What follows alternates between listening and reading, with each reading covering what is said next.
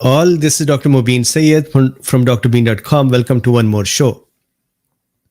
So the title of the discussion today is there snake venom in SARS-CoV-2? The answer is no.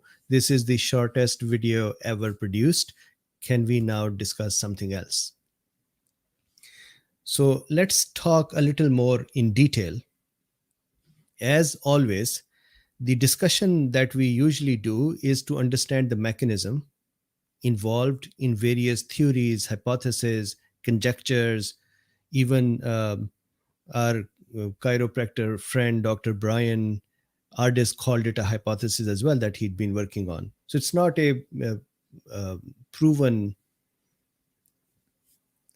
research. And interestingly, there is a lot of stress in describing it to use the word snake everywhere. So let's look at this whole discussion.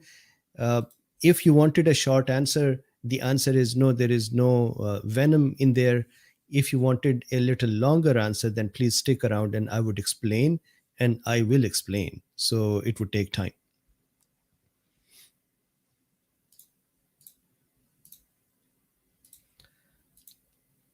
So first, references. We have a tons of references today. So let me just start from here. I watched this video a little bit. There was a lot of information in there, maybe not even correct, but there was information and that needed a lots of research.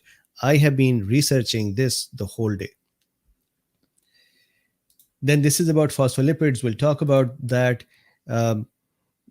Bryan talked about the Arizona State University's study, which is here, which says, like venom coursing through the body, researchers identify mechanism driving COVID-19 mortality. I actually partly feel that University of Arizona is responsible for this as well, because they created this clickbaity link, and they actually did a slight justice to this title, but it was actually not needed. And because they started it, here we are. This is a study which they did, University of Arizona. That study is which they used in this article. And then there is a lot of more links. There are so many links that I actually have two separate set of tabs.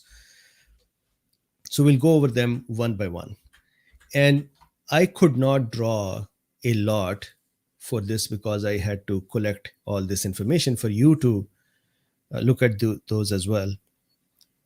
So here is what I drew. Number one, this little king cobra snake is saying, can you guys please leave me out of it?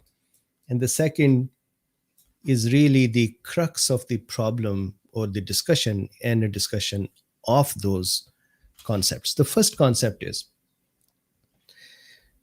Bryan said that there is a study that showed that patients who are dying of COVID, or patients who are severely ill with COVID, and I'm paraphrasing him, you can go and watch his video to get the exact what he's saying. These patients have Phospholipase A2 in their blood. And interestingly, I want to show you something here. This is a paper that he has, I believe, referred as well. This paper is in F1000 research, toxin-like peptide in plasma, urine, and fecal samples from COVID-19 patients. In this very tiny study, they have, I believe, 2 or 3 patients whose fecal matter, or 5 patients with fecal matter, 2 or 3 with blood plasma. It's a small study. The controls are not correct either. But anyways, we'll look into the studies problem separately. I want to show you what is here in this study. So here in this study, if I go to the toxins they found, they said that we found toxins in the fecal matter of the COVID patients. And I want to show you some leaning of the authors here. So for example, here are the 3 toxins they're going to talk about. Conotoxins, that is here. Then they have a table of the conotoxins, and I'll explain these a little later. Then they talk about phospholipase A2, and they talk about metalloproteinases. I just want to read the phospholipase A2 with you, and I would identify something that is interesting. So they say phospholipase A2, phospholipids, they hydrolyze phospholipids, they break them down and lead to release of phosphatidic acid and arachidonic acid. So I'm sorry, I still have that cough. Uh, anyways. Arachidonic acid is a major precursor of many pro-inflammatory mediators like leukotrienes, thromboxane, and prostaglandin. As a consequence, abnormal presence of active PLA2 can induce severe inflammation. In animal venom, PLA2 acts as a neurotoxic proteins. They hydrolyze membrane phospholipids of the motor nerve terminal and the plasma membrane of the skeletal muscles, thus triggering a severe inflammatory degenerative response. The drug dexamethasone can inhibit this. So here is what I wanted you to see. Phospholipase is present and is released from our pancreas whenever we eat food. Because, and I'll explain that in a withdrawing in a second, because it is used to break down the meat that we eat or the cells that we eat in the meat, and it breaks down the phospholipids there. Phospholipase is also present in our body whenever there is inflammation and whenever there is infection. The reason for that is that phospholipase's function, the name phospholipase. The name phospholipase means something, ase means something that breaks down something. For example, protease means something that would break down a protein. DNase will be something that, an enzyme that would break down a DNA. RNase would break down an RNA.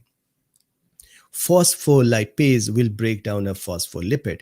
Phospholipids are present in the cell membrane. They are the envelope. Now, please connect another dot here. The coronavirus envelope. Not all viruses are enveloped. Some viruses are, coronaviruses are. Coronavirus envelope has a membrane around that as well, which has phospholipids in it as well. Bacteria have phospholipids in their walls as well.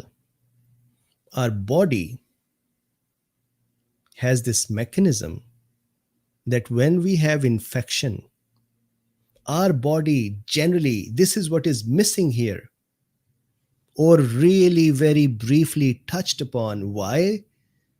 I think it's a deliberate leaning. Why is there no talk of what is the function of the phospholipase normally and regularly? So no discussion of the pancreatic phospholipase, no discussion of the phospholipase A2, which I would explain again later, which is present in other parts of our body, and it takes care of the pathogens that are coming in. That is not here. Deliberately, probably. The only piece that is here is a very tiny sentence structure to say, well, these are something related to the inflammation, and then the venoms have them. So now let me explain this. You would see that this whole theory, these conjectures, these hypotheses, they all have the same leaning. For example, virus in Latin means venom or slime or poison. That proves that we have a virus that is venom. So meaning all of these things. So let's look at phospholipase first.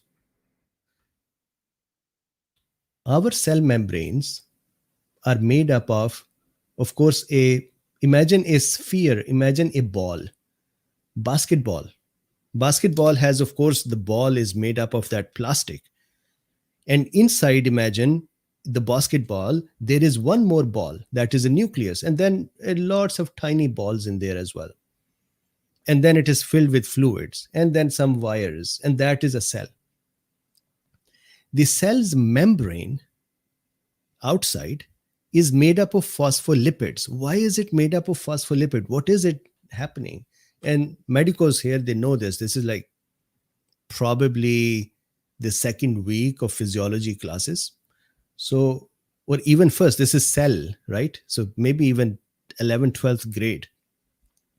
What happens is our cell does not want the things from outside to just willy-nilly go in and things from inside to just randomly go out. So how does it protect itself? Cell has two layers of membranes. Outer side of the membrane is phosphates. Phosphates are charged, and so they can work very well with water. So if you put the cell in water, it can live there because there are phosphates that are covering the outer side. Similarly, inside the cell is also water. And so internally, there are also phosphates that are facing the internal side. So imagine this basketball. The wall of the basketball, the membrane of the basketball in cell terms, is very interesting. Excuse me. On the outer side, there are phosphates attached to it. On the inner side as well, there are phosphate attached to it. These play well with water. The middle part, the actual wall, is made up of lipids.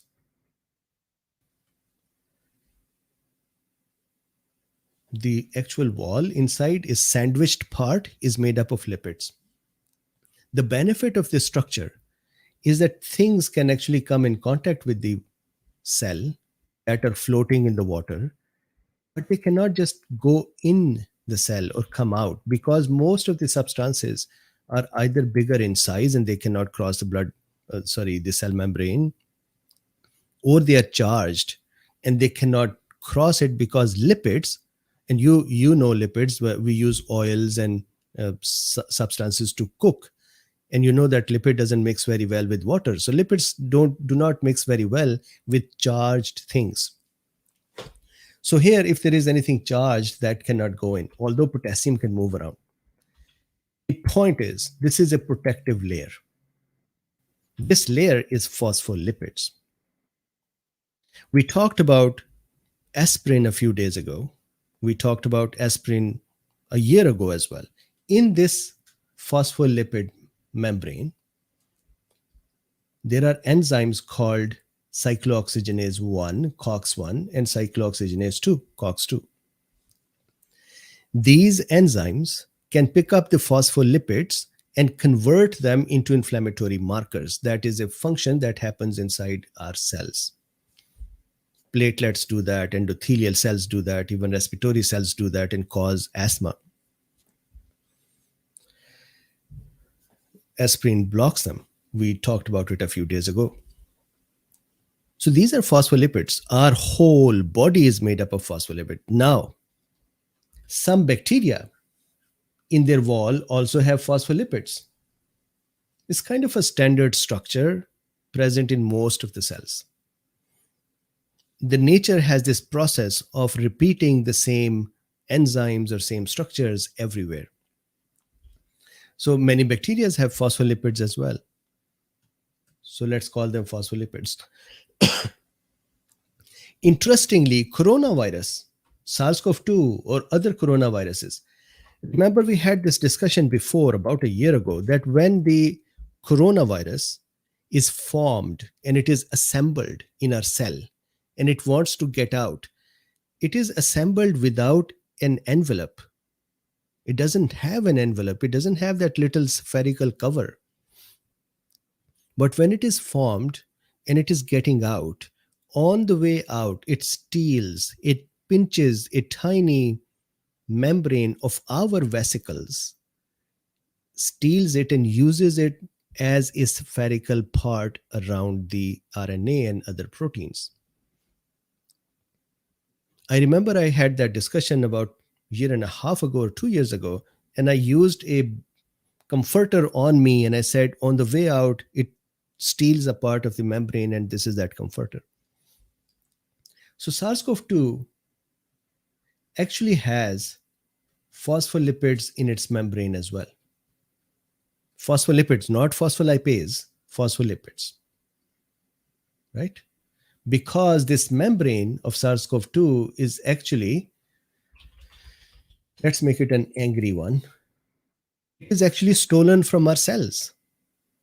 The SARS-CoV-2 that lands in your mouth or somebody else's mouth may have stolen that little membrane from some other person's cell. Now, the point, our body knows that when we have infection, and many times inflammation is a precursor towards infection. Why? We'll get an injury. Usually injuries mean some part of the tissue is crushed or injured or opened. That starts inflammation, and very soon it is possible in majority of the cases that an infection would occur as well. It's not necessary that it happens every time, but you know that wounds can get infected. Our body knows that too. So what does our body do? Our body immediately starts making acute phase proteins. And these proteins, for example, CRP, C-reactive protein, is one such protein. Phospholipase is another such protein. So the question you can say, let's make phospholipase as a knife. The question, my apologies, I haven't taken my medicine today. Okay, so this is phospholipase, and it has many varieties, and I'll talk about that in a second. The body starts making phospholipase. Why? Because it knows that this phospholipase can break down phospholipids. And if there is a bacteria that has phospholipid in its wall, then this phospholipase will break it down. We'll be able to destroy the bacteria with this. Similarly, body knows that some viruses, well, it doesn't know, but some viruses are enveloped like coronavirus, and they can also be destroyed by phospholipases. So our body makes phospholipases in two situations, and it makes them all the time. When we eat food, our body thinks we will eat meat that would have cells. Those cells would have membranes. Membranes would have phospholipids, and we would need to break them down to digest them, and pancreas would release phospholipases. Many times, acute pancreatitis is when those phospholipases turn on the pancreas if the duct is, for example, blocked, and they start digesting the pancreas itself. So that's a normal, natural process, and it happens in all of us, majority of us, all the time when we eat our food. It should have been made clear that phospholipase is a normal physiological enzyme present in us. Then, even bigger thing to make clear, every infection will cause an increase in phospholipase A2. Every infection, even if it is not an enveloped virus, because the body doesn't know it is enveloped or not. It just knows I have an infection, I'm going to create phospholipases. I'm going to kill this bacteria or whatever it is. And to show you this,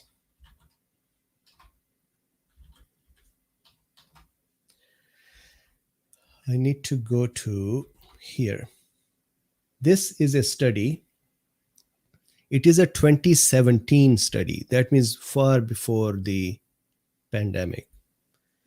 Look at the study. It says the role of group 2A, secretory phospholipase A2. This is the one they're calling that this is the Venom. SPLA2-2A as a biomarker for the diagnosis of sepsis and bacterial infection in adults. They're saying, you know what? Every infection ends up with phospholipases that are increased.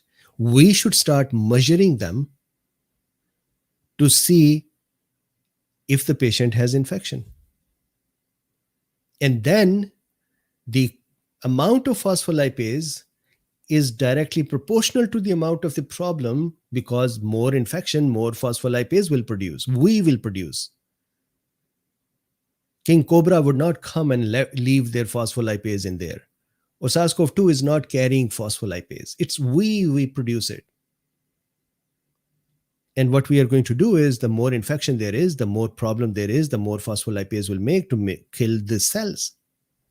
Which cells? Viruses and bacteria. But even you would agree with me, and by even you, I mean anyone who's listening, doctor or not, if we produce phospholipase, wouldn't that damage our cells as well if it is too much in quantity?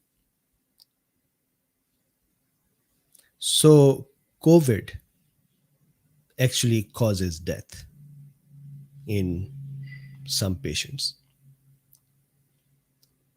When it causes death, what do you think is happening before the death in the patient's body when the sepsis is occurring, acute respiratory distress syndrome is occurring? There is tons of C-reactive protein being made. That is making it. There are tons of phospholipases being made. Our bodies are shooting blindly to say, wherever the pathogen is, I'm going to create a hole in its membrane and kill it. In that process, our own cells will be killed as well. And if that happens too much, we'll die. So why is SARS-CoV-2 more lethal than other coronaviruses? It's a fair discussion and research to have. How does it have all those diverse functions? It's a different discussion to have. But the phospholipase is not the venom coming from the virus. It is we producing it in response to the virus intensity. And even that intensity is our body's problem, because some people create a huge response, not all. If it was venom, the SARS-CoV-2, then we would all die, whoever would get infected. Because cobra venom we cannot all say, you know what, only 1% people who are bitten by cobra venom, they would die, everybody else will be fine, or bitten by cobra. So is this a good thing that we have phospholipase A2? Yes, up to an extent. And when that extent, that boundaries cross, when we develop the cytokine storm, then we are developing a lot of phospholipases. Now, this phospholipase has a separate category, and this is why I had this particular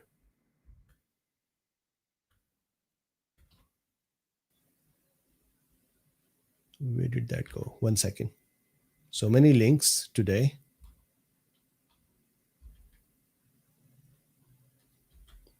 Here and here. So if you see here, there are various varieties of phospholipases. It depends, and they talk about that in this little link here. They talk about what does the phospholipase work on. It works on phospholipids in the cell membrane. Do you know that phospholipases can help reshape the membrane? They can help remodel the membrane. They are actually necessary for a healthy cell membrane because they are the reshapers. They are the tools that would help correct the structure if needed. So this way they take part in homeostasis, keeping us healthy. They take part in nutrition, and then they take part in trying to kill the pathogens. So these are all different varieties. In the nature, these patterns are repeated. The animals that have venom, whose type is such that it is going to cause lytic behavior, that is lysis of the cells, it would liquidate our cells or liquefiate our cells. Those animals will need to have phospholipase in their venom. For example, cobras would have it, rattlesnakes would have it, bees would have it, and then scorpions would have it.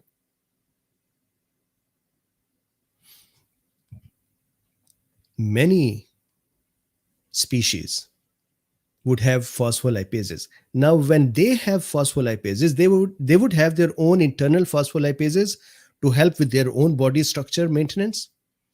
They would also have pockets of phospholipases to inject in the others to kind of liquidate them and eat them up.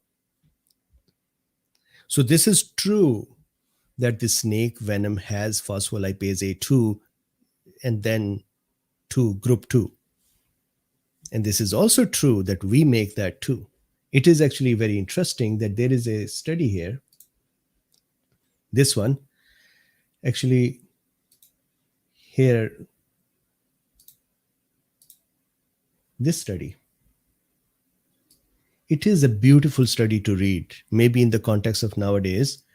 So in this study, they talked about how we found this phospholipase that is also in the snake venom and also in our body.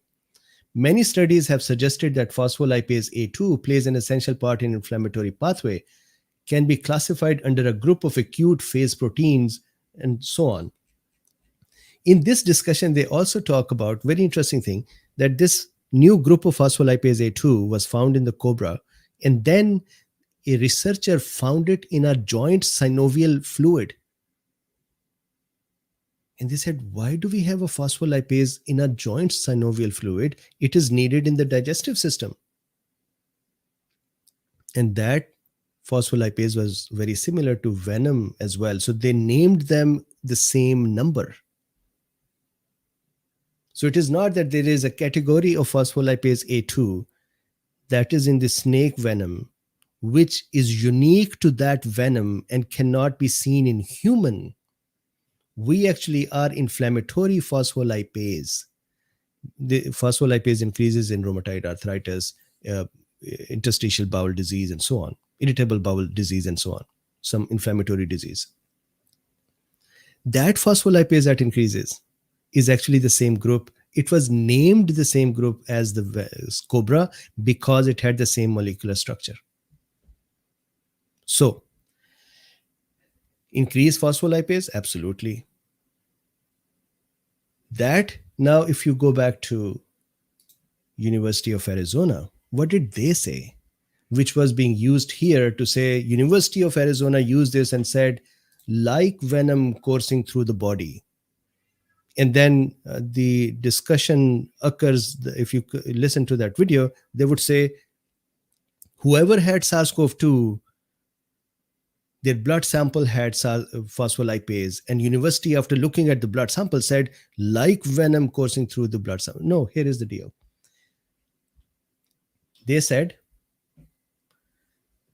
the SPLA2 group 2A enzyme, which has similarities to an active enzyme in rattlesnake's venom, is found in low concentrations in healthy individuals and has long been known to play a critical role in defense against bacterial infections, destroying microbial cell membranes.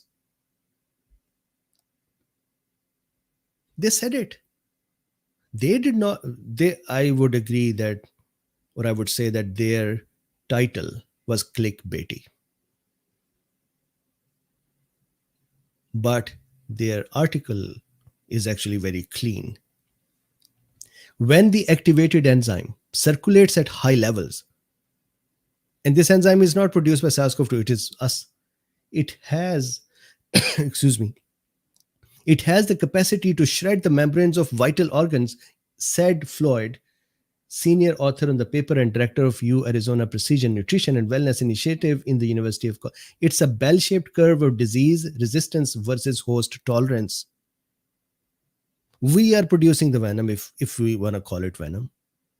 In other words, this enzyme is trying to kill the virus, but at a certain point, it is released in such high amounts that things head in a really bad direction, destroying the patient's cell membrane and thereby contributing to multiple organ failures and death. Like if the venom was coursing through our veins.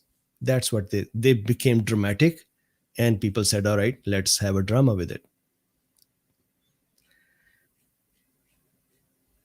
The enzyme with a bite. So see, they're keeping the theme of snakes and venoms and enzymes with a bite. The role of the SPLA2, this is that group that is in the cobras or snakes, plus in us humans as well, has been the subject of study for half a century.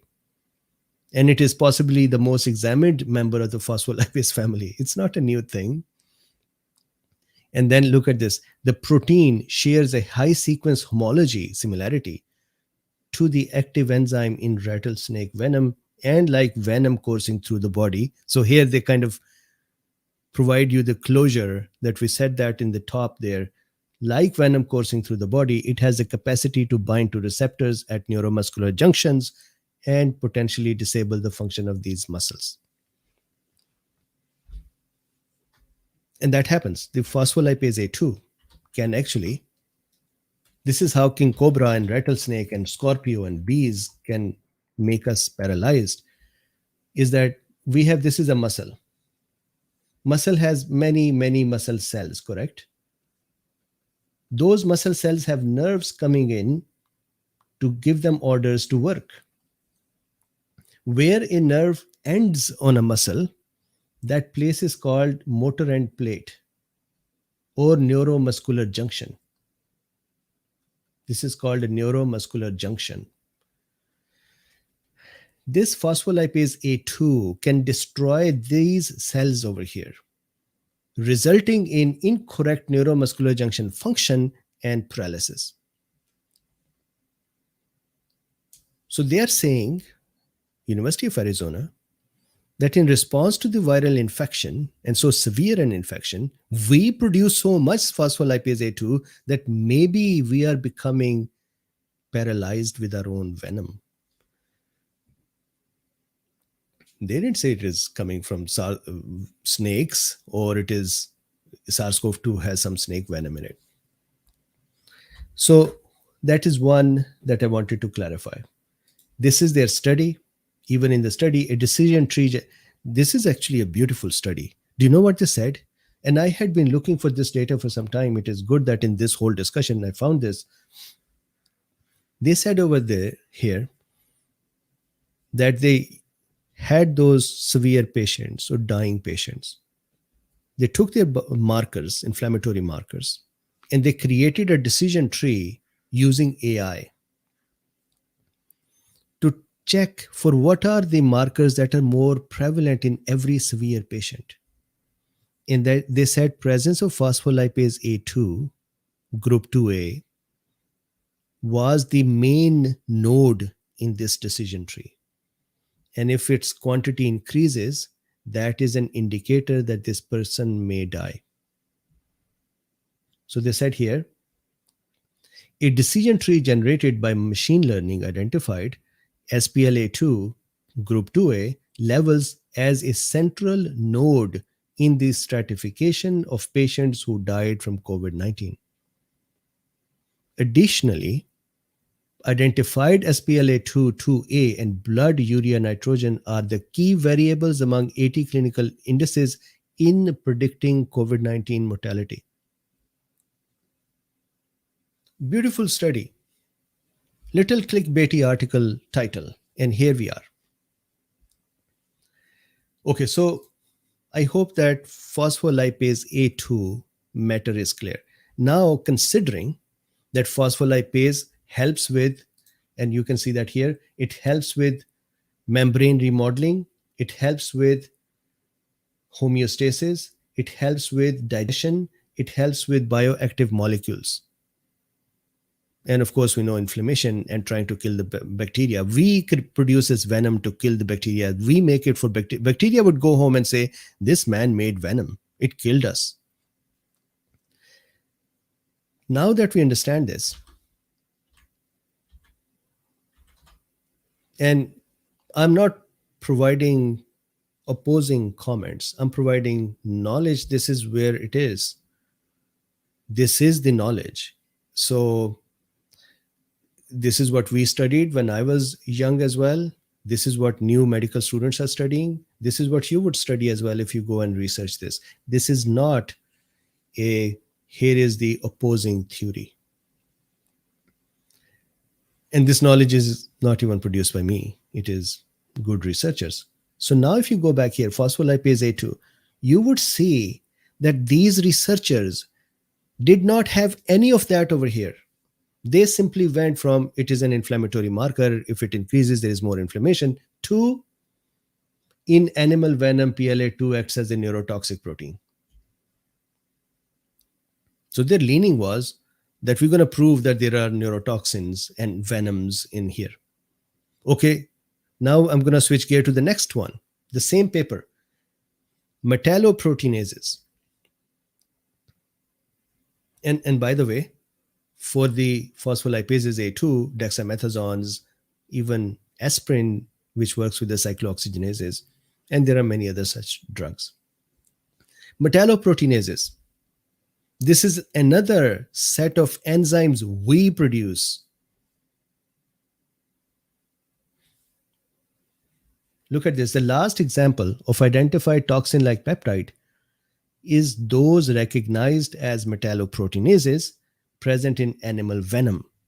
This is, the researchers are saying, we found in the fecal matter and 2% plasma, we found metalloproteinases. And they go directly to say the last example of identified toxin-like peptide in those recognized as metalloproteinases present in animal venoms. They start from there, animal venoms. Let me show you this.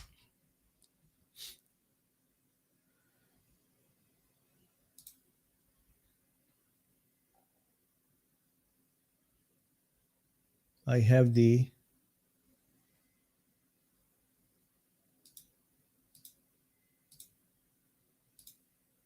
okay, so on the other tab, I'm sure I have here, metalloproteinases. And again, you can take this topic, if you don't like Wikipedia, read it from up to date, read it from physiology book, read it from a pathology book, current medicine, whichever. A metalloproteinase or metalloprotease is any protease enzyme. Protease will mean breaks down the protein.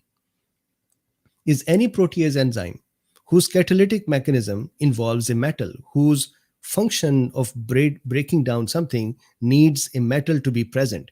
That is a currency it uses. So if I am a metalloprotease and you ask me to go break down this protein, I'm going to say, give me coin. And that coin is zinc.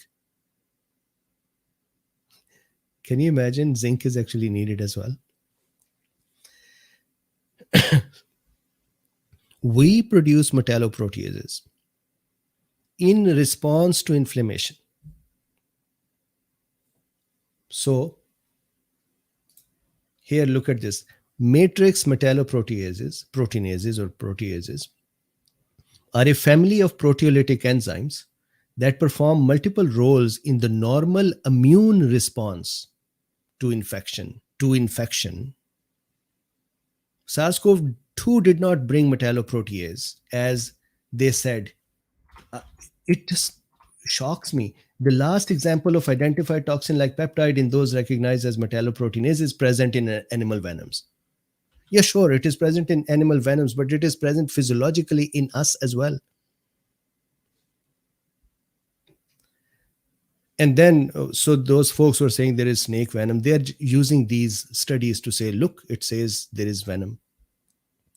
So a family of proteolytic enzymes that perform multiple roles in the normal immune response to infection, normal immune response. MMPs facilitate, now what do? They facilitate leukocyte recruitment, white blood cell recruitment, immune cell recruitment to the site of infection. Cytokine and chemokine processing, defensine activation and matrix remodeling. They help restructure the cells and regulate the inflammatory markers.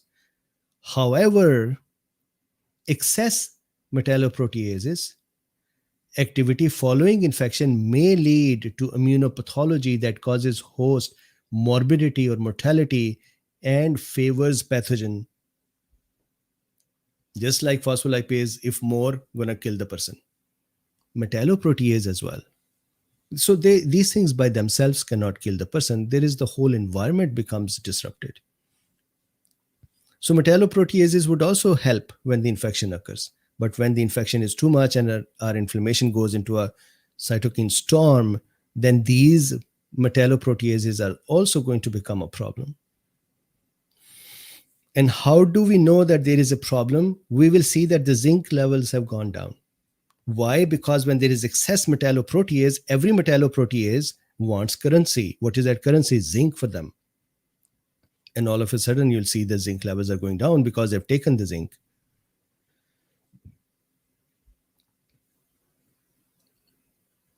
Here we review the norm. So what they do is, and look at this.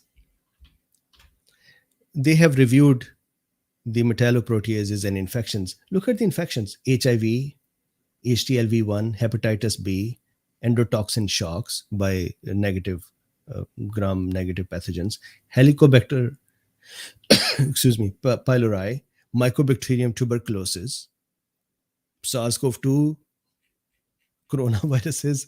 Look at this date, 2005. We know it from ever. Metalloproteases increase in infections, inflammations to help, and then they can become abnormally increased to cause mortality and morbidity. That is what in 2005 we were saying. And here, the last example of identified toxin-like peptide in those recognized as metalloproteinases present in animal venoms. Okay. Now comes the last one part of this venom theory. That is conotoxins. So this table, and this conotoxins. So the, conotoxins are actually not made in us. They are made by snails as their venom. And so they can be present if from outside they came in. But before you thought that, oh, SARS-CoV-2 is actually carrying a conotoxin with it. So eventually there is a toxin, there's a venom in there. If not king cobra's venom, the snail's venom. They are kind of cousins. One is big, one is small. But no. I want to read a comment to you for this one. The researchers actually, in my opinion, almost wrapped up their study to say, yeah, we agree that this is not really correct. So let me read you a comment on their study. This is the study, the conotoxin study. In this study, there is this comment by Dr. or someone, Bernardis. He says, this is July 2021. He's saying, I don't understand why the author's hypothesis about the origin of these peptides do not include the host response during severe inflammation. Phospholipases will be high, metalloproteinases would be high, or acute respiratory distress syndrome, or during a pharmacological therapy, maybe the drugs that you're giving have those things, or drugs are causing these things to be produced, or similar to those given to COVID patients, drugs that are given to the COVID patients. He's saying, why did you not look at that? The paper compares peptides from COVID patients. Now, this is very important. Compares peptides from COVID patients with those from healthy controls. Now, think about it. If I would have phospholipase A2 from inflammation from SARS-CoV-2, should I not be compared to someone else who has inflammation with, let's say, TB or something else, and then see if the phospholipases are there or not, instead of comparing with the healthy person? Healthy person is not going to make more phospholipase A2. They do not make that much. They were very tiny amounts. So this gentleman actually knows this. In 3 paragraphs, he summed up the whole problem, which I'm discussing here in an hour. The paper compares peptides from COVID patients with those from healthy controls, but doesn't include controls with other diseases, inflammatory diseases, viral diseases, or people treated with the same medication that were administered to their sample of COVID patients. Maybe it's the drugs that have conotoxin in it or that triggered phospholipase. So I guess it can't be excluded that the findings aren't specific to COVID and that might be common to other conditions. And the authors, I'm going to read it. Authors essentially said yes, and we also believe the same that you're saying. So check this out. Author said, Dear Dr. Drbeen Ardis, thanks a lot for your valuable comment. You are perfectly right. It can't be excluded that the findings aren't specific to COVID and that might be common to other conditions. They should have changed their paragraph to say inflammation causes. Anyways, add and in fact, one of the questions of the conclusion section. So now look, they're backtracking. And it's a good thing. They're researchers. They said, we agree with you. And in fact, one of the questions of the conclusions section of the manuscript is, are toxin-like peptides associated with SARS-CoV-2 infection or to other viral infections? Or more in general, is their presence related to sickness conditions? They said, well, we are asking the same question. Why did you not put the inflammatory condition phospholipases in that paragraph? Why did you not put the inflammatory condition metalloproteinases in that paragraph? Why did you not compare a person with the SARS-CoV-2 infection to another equally infected person with something else? The aim of our manuscript is to immediately share these observations with the scientific community as they are together with a series of other observations which we have recently reported. It cracked me up that on the closing of their own statement to kind of saying that, yeah, we agree, it's not really much. And remember, this is 2 people, 3 people study. But interestingly, they actually added another link here, which is even more interesting study. This link said, so the folks here, we know that SARS-CoV-2 can be found in fecal matter even up to 59 days after the infection, some people even longer. And there have been tons of studies that have said it's not viable, it's a broken pieces of virus. Excuse me. We also know coronaviruses can cause gastroenteritis because they are enveloped. Normally, enveloped viruses cannot pass through the stomach because of the stomach acid killing the cell membranes or the envelopes. I mean, I'm deliberately using the word cell membrane to invoke the phospholipids presence there. But coronaviruses can do it because they have spikes on them, which helps them be protected from the acids. And that is why coronaviruses in general can cause gastroenteritis. And we know that 4% of the patients have gastroenteritis. So we knew these things, right? Here, the authors have a brand new conjecture. And this conjecture, we also know. They said it is probably because the coronavirus causes the microbiota disruption by infecting the bacteria. It's a very interesting one because there is a disruption of microbiota. But microbiota disruption is not just because SARS-CoV-2 is acting like a bacteriophage and going into the bacteria and killing them. There is more to it. The point I'm making is these good researchers have a research mindset of totally different direction, which is good. As part of their work, they would also find some truths that we do not know. However, this previous study of theirs, they actually totally just said, yeah, we are in agreement that this is not the right answer. But within their manuscript, they just kept saying venom, venom, venom. Then folks picked it up, combined it with Arizona's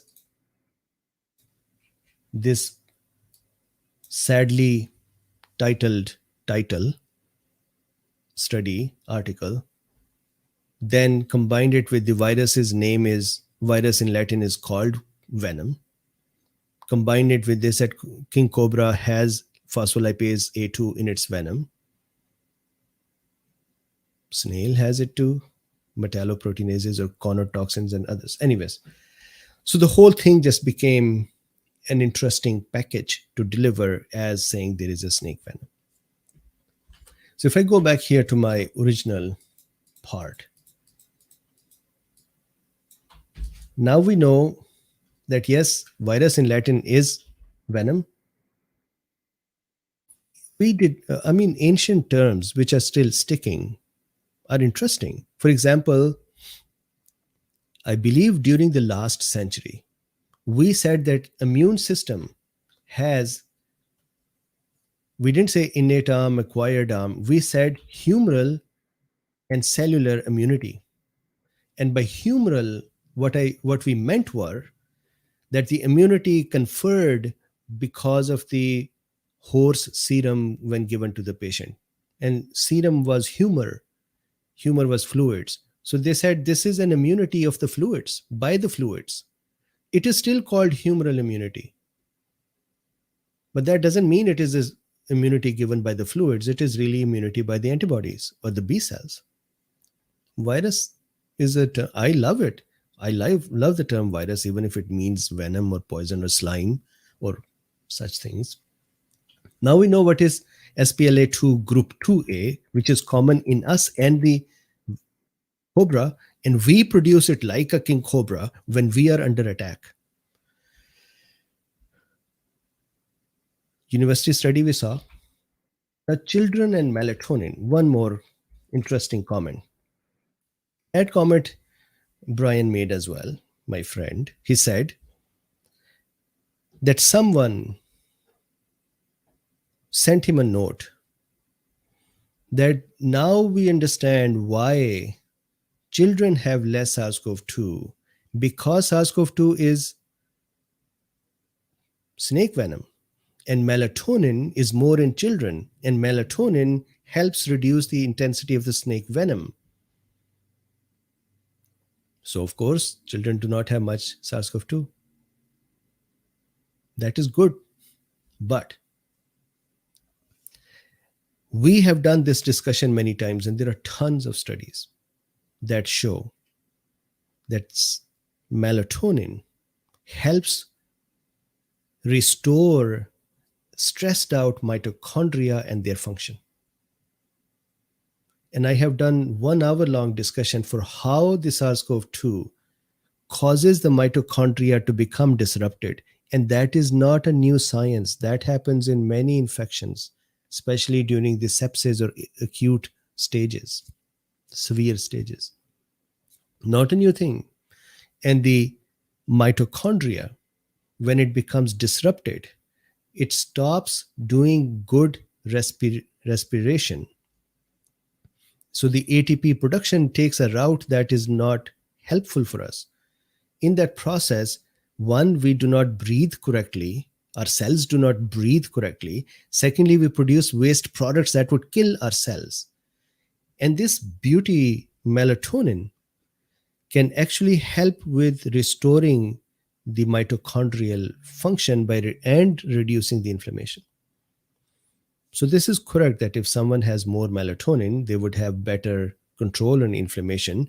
But we know that for children, that is not the whole story. It's not just the melatonin. Otherwise, everyone in adults who's taking melatonin as a sleep aid would have the same numbers as children. And even if they do, let's say, that still is with melatonin. Melatonin helps.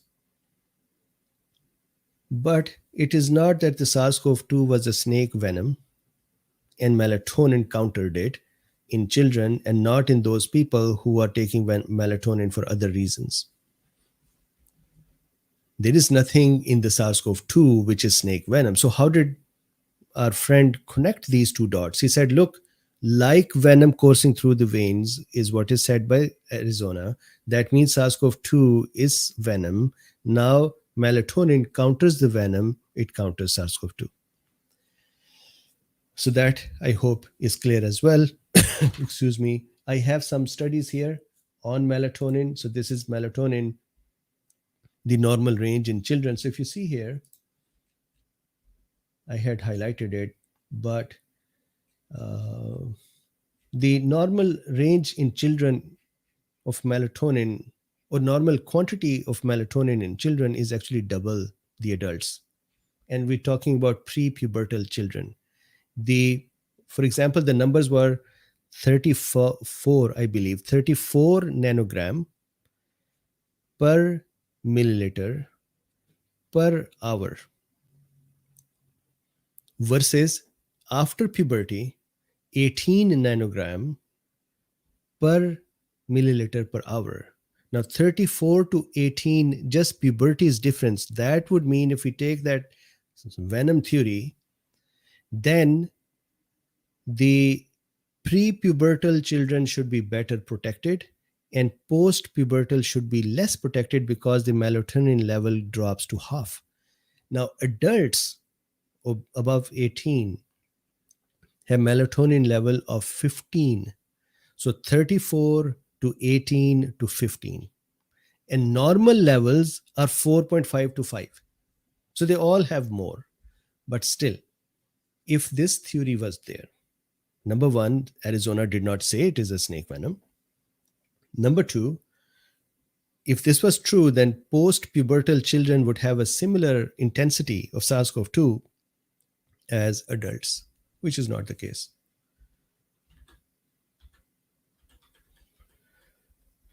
Then, so we talked about this, I think we have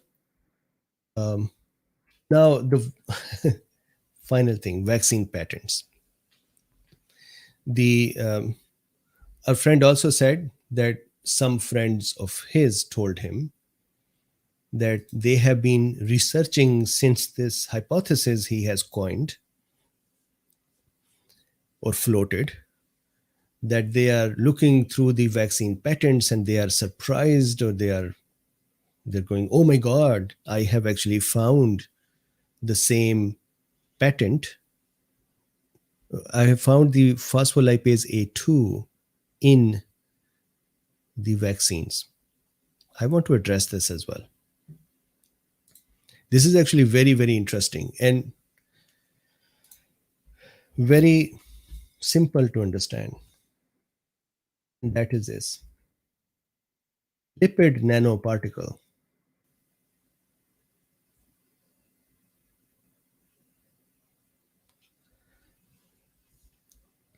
is made up of lipids. Good. Phospholipase breaks lipids. Phospholipids, it breaks them. Vaccine companies' biggest problem, messenger RNA type vaccines, lipid nanoparticle vaccines, biggest problem is, how do we make sure that the lipid nanoparticle enters the muscle without breaking down? If you just leave it, it is such a clumsy little structure, it just degrades by itself. So they super cool it, they hyper cool it, so you freeze it so much that there is a little chance for it to start degrading. You put phospholipase in A2 in there, and you would just destroy these lipid nanoparticles. The drum in which they are making these lipid nanoparticles and the messenger RNAs, you put phospholipase in there, this whole thing would become a mush.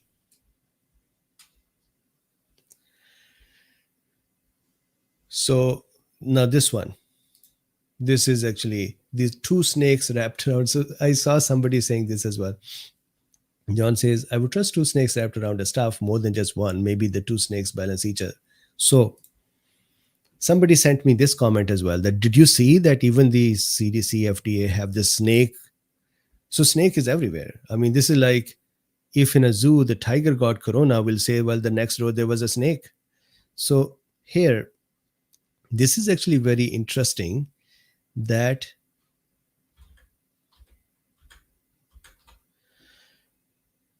the staff, the snake thing, medical symbol with two snakes. This is actually the opposite of health. And interestingly, now it is used very commonly. Interestingly, it was, I believe, US military that at one point used these two, I think, by accident, and then it just became common. Here, if you see, I do not know how to pronounce it. So, caduceus, Latin, from Greek, herald, wand, or staff, is the staff carried by Hermes in Greek mythology and consequently by Hermes in Greco-Egyptian mythology. The same staff was also borne by heralds in general, for example. So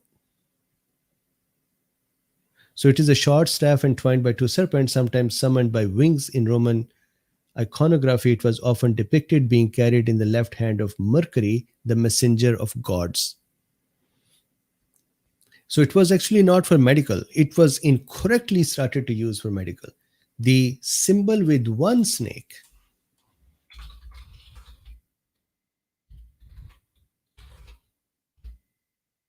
the rod of Asclepius, that is the symbol one snake, not two. So the left side of image is the rod of Asclepius, while the right side is the caduceus. And why a snake? Have you ever wondered why is a snake, which is a symbol of destruction and ironically a symbol of healing? Well, the answer lies deep. So I would let you read this one. The point is, this is since those times that this is used. It's not a new thing that these agencies have the symbol. Most of the medical communities, many medical communities or medical organizations, they use this symbol. So this is where we are at. Whoever went to sleep during this time, have a good night. And whoever is still here, thank you very much. I hope it actually provides enough information that, and Bryan said in his interview there, he said, I have just proposed a hypothesis. I want the world, I'll want to sit back and see what world does with it. And you should do your own research. So we did the research. Thank you very much. And at the end of the day, if you would like to support this work, there are links in the description. Either you can become a member on drbeen.com with about 1,000 videos, beautiful videos, not talking about the conspiracy theories at all, medical concepts. And the price one time is really cheap. Affordable, I don't like to call cheap. Very affordable, very inexpensive. And then there are links as well that you can buy me a coffee or you can use PayPal or you can become a patron. Thank you very much. Stay safe, happy, and healthy. And I would see you in a chit chat in a few minutes. And happy Easter to anyone who is not going to be in the chit chat.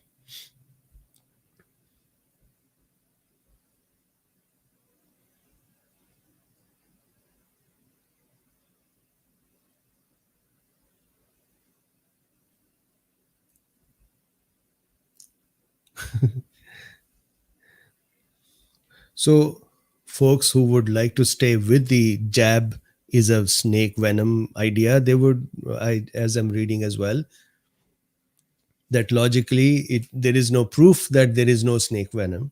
Agreed. There is no proof, but there is also no proof that there is snake venom. And at least the hypothesis that is based on University of Arizona's article or this other study is baseless, meaning even those folks, one, Arizona never said this is a snake venom.